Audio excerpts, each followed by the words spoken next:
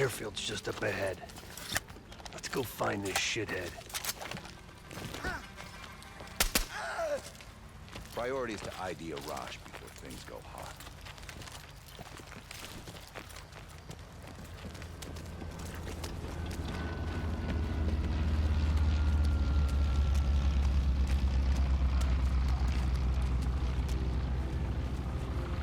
Mason, check it out.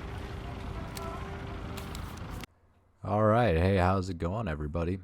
Today, we're going to do a review for Call of Duty Cold War. And this is the most recent Call of Duty to come out in a while that I actually purchased. And the thing is I didn't purchase a lot of those last Call of Duty, such as Call of Duty Black Ops 3 and Black Ops 4, because they kind of went downhill right after Advanced Warfare. And the last game to actually, make the community kind of like go crazy was the Call of Duty Modern Warfare reboot. And I did not get that game, but I still kind of want to get it because from everything I understand, that game is really good. If you've played it, maybe leave a comment down below. Let me know what you think. You think it's something worth investing in. But let's get into it. All right.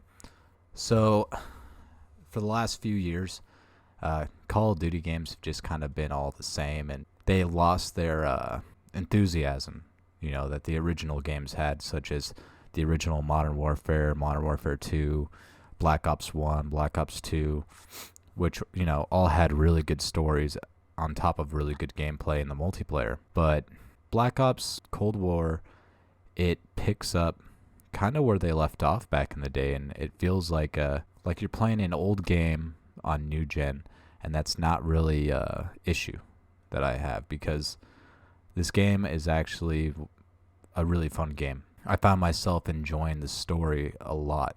Like the story, just the way it progresses, how things transition, and the way it kind of throws you off beat, because it's a lot different compared to what we're used to. And let's talk about that, because the story definitely deserves some praise. Because, let's see, before Modern Warfare reboot, there was Call of Duty Black Ops 4, which, let's be honest, was probably one of the worst games they've ever released, if not the worst. Because I did buy that, but I returned it within like 2 days because I realized it was a piece of shit.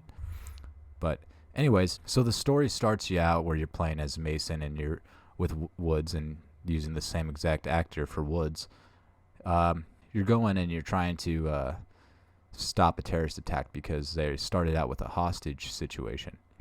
Now, the president, which at this time was Nixon, kind of gives you free reign. He tells you, hey, you know what?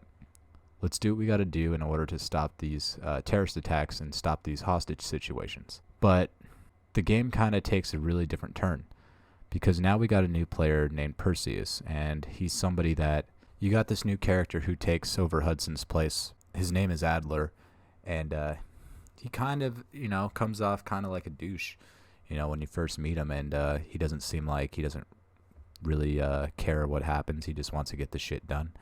But in the long term, that's kind of what you got to do, and when it comes to war, it seems like in this story.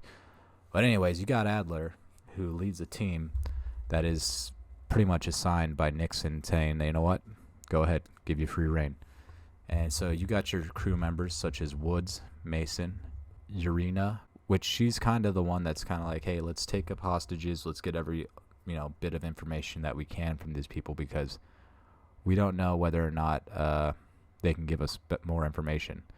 And then you got Lawrence, who's kind of one of the people that is like main character, but he's kind of like a B character. And if I'm being honest, I can't really remember what he's all about. You're doing a lot of espionage, you're doing a lot of covert attacks. You're going in and you're sneaking into these facilities and getting information and then leaving as quick as possible without anybody knowing you were there. But you play as a character known as Bell. You can give him a first and a last name. You select his appearance, his gender, and you give him traits, which are kind of like perks. So you've got a long list of perks. I always chose professional because I like looking down my sights and being able to move as quick as possible, so that way I can move from cover to cover, but also get accurate shots off. Anyways, so you play as the character Bell. You've had some interactions with Adler in the past, such as in Vietnam, and you and him discuss what happened in Vietnam, and that's the first time you experienced or were introduced to Perseus. So you go through this story, and you're starting to piece together everything. You play as Mason quite often, such as whenever you go back to the same facility that was in the first game, whenever Hudson was there, and he was trying to get you to tell you what the numbers meant, and you're trying to understand, and just basically the facility that you were brainwashed in by the Soviets. So let's get into a little bit spoilery stuff. I'll put in a timestamp for when I stop talking about the spoiler stuff, but if you need a couple seconds, here you go. So anyways, nearing the end of the story, when you find out that Bell was actually a KGB agent that was extremely close to Perseus, and you were actually being brainwashed, they were using the MK Ultra during this time. So you were Bell was basically being injected with basically psychedelics in order to get him to start believing these stories that Adler was telling him and walking him through. And basically, you can go against what he's telling you that you did, and it kind of leads to some crazy things. Like at one point you're in a tunnel and Nazi zombies come out of nowhere, so that's kind of cool.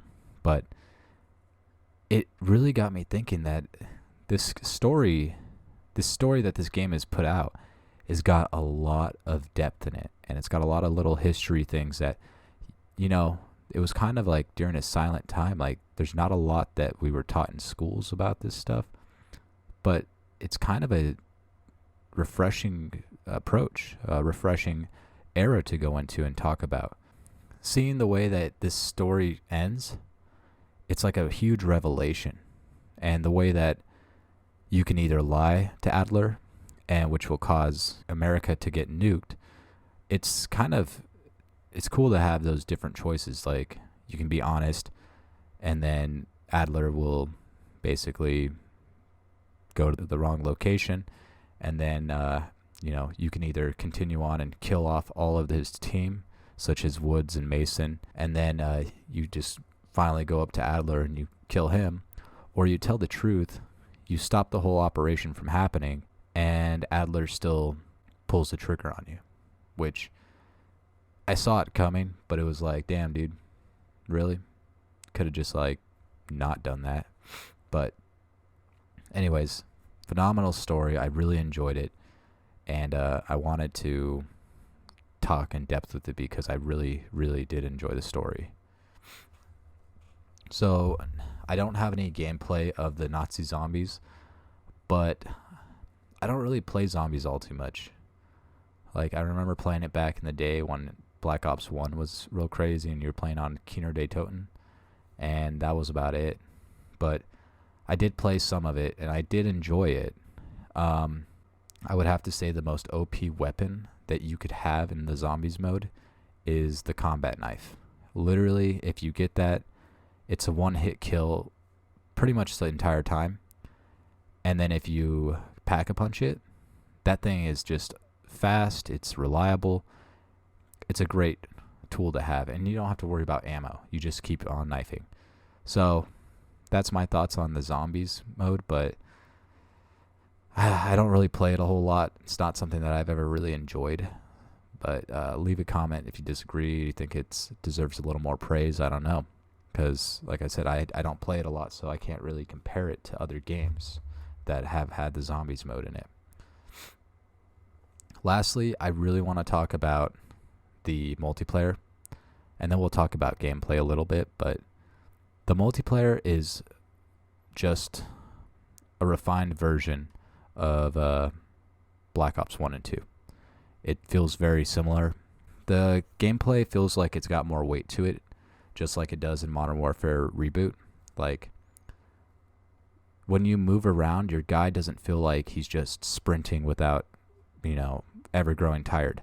It feels like your guns actually have a punch to them. Like, each weapon is very unique, and how it fires, how it operates, the recoil, all of that, the attachments, how it affects the gameplay, whether or not it's a positive or a negative. I enjoy that depth. I really enjoy looking into my guns and seeing, hey, you know what? I don't want to just put on the new thing, the best weapon. Now it's the best weapon that I could ever have. Now it's like, okay, I can make this my best weapon. It feels like it's very personal. It's very optimizable. So I really enjoyed the way the multiplayer plays out. The only thing is I fucking hate Nuketown. It's the worst fucking map. And they brought it back. I thought I'd play some of it, and it made me remember why I hated it so much. And that is because it is too fast paced for this type of game. Because you have the weightiness of your guns and your person, it's too fast paced for Nuketown. So did not like Nuketown, but all the other maps, I like how big they felt these days. They're not so small and clustered, and you didn't feel like it was that three lane approach like they used to do.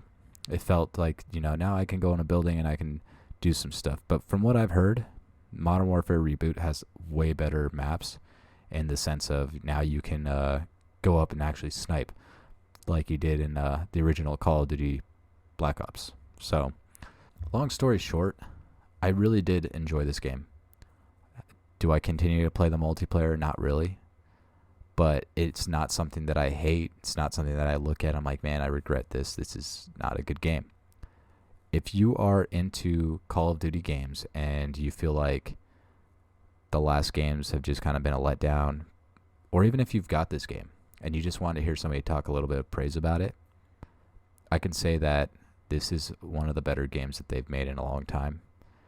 And I'll have to play Modern Warfare now, because if Modern Warfare's gameplay is anything like Warzone's, where it feels the same exact weightiness and it feels just more down to earth and realistic, then I definitely highly recommend trying it and giving it a shot, especially if you haven't touched this game yet. I will have to say that it was very buggy on my old console, which is the Xbox One X, because that's how it is. The newest console came out. We're going to make it look like you need to get the new console. But the truth is, like, gameplay-wise, never had an issue. But during the cutscenes, I did have moments where it would drop frames and it would look like trash. And sometimes it would just crash. From the main menu, it would just crash. While I was going through a cutscene, it would just crash. Things would get off sync.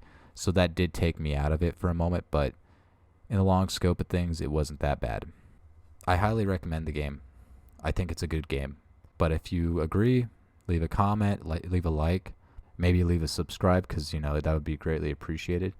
I would really like to get to at least a couple hundred subscribers by the end of 2021, because I really do enjoy leaving these reviews for games, because in my free time, all I do is play video games. And I love editing, and I love just being able to express my feelings about these games, because there's a lot of games I play. So anyways, like I said, leave a like, leave a comment, subscribe, and until the next time, saplings, peace, love, homies.